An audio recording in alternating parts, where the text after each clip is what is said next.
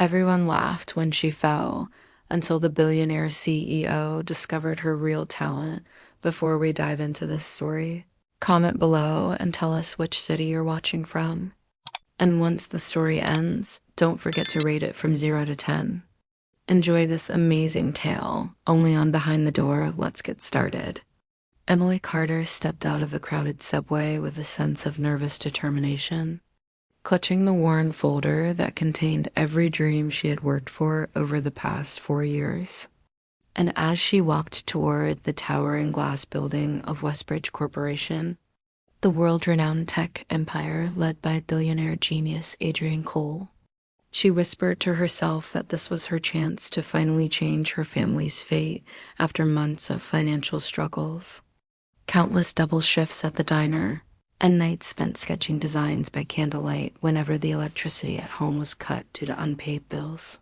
She entered the massive lobby, overwhelmed by the shining marble floors, the sophisticated suits, the rapid clicking of heels, and the confident conversations around her, and she tried to blend in despite her trembling hands and thrift store shoes.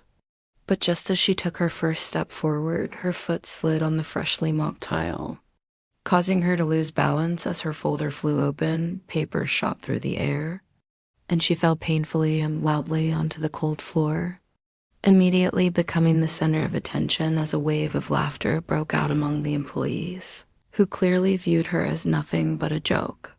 One woman smirked and said, "Looks like she's already failing the interview," while another man snorted, "If she can't walk straight, how will she survive here?"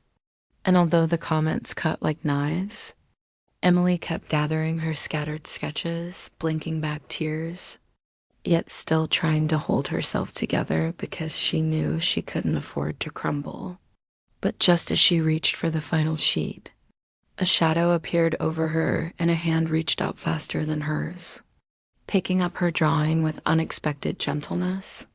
When Emily looked up, her heart almost stopped because standing before her was Adrian Cole himself, the billionaire CEO who employees described as brilliant, cold, unapproachable, and terrifyingly strict.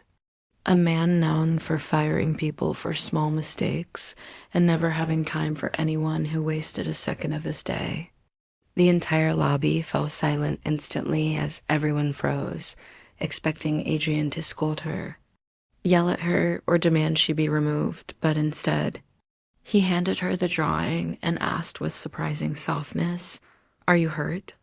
Leaving the employees stunned because no one had ever heard him speak in that tone.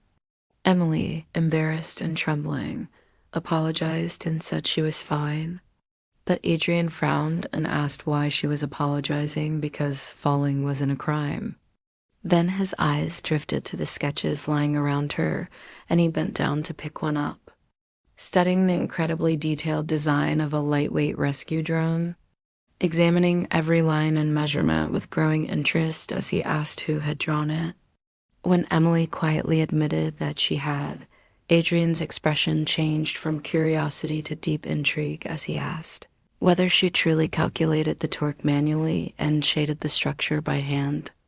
And when she nodded shyly, he rose to his full height and turned to the employees who had mocked her moments earlier, saying firmly, "Everyone laughed when she fell, but she might be the most talented person standing in this lobby," causing the entire room to grow still with shame. Adrian asked for her name, and when she said Emily Carter, he simply responded, "Come with me," and led her to the private elevator that transported them to the innovation deck on the top floor, a space filled with futuristic prototypes, advanced machinery, digital blueprints, and half-assembled robots, a place Emily had only dreamed of seeing in documentaries.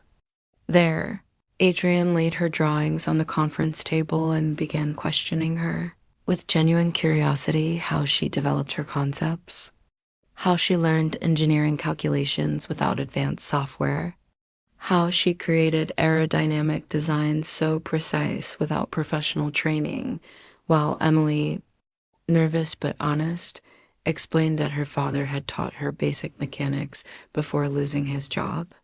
And from there, she taught herself through free online articles, trial and error, and working until dawn after her diner shifts because she didn't have money for courses or resources. Adrienne listened intently, impressed by her resilience, creativity, and raw talent, and pointed to one of her sketches that unknowingly solved a major structural problem his top engineers had been failing to fix for months. And he told her that her design wasn't just good, it was groundbreaking. Emily, overwhelmed, insisted she wasn't a genius, that she just liked building things in her head. But Adrian shook his head and told her that the world was full of people with degrees, but very few with true vision. And she had it. Then, without hesitation, he told her that he wanted her on his conceptual design team.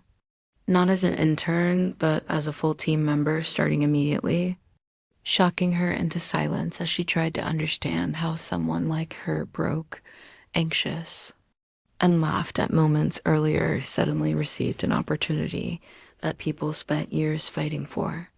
She told him she didn't have proper equipment, didn't go to a prestigious university, and didn't fit into corporate environments.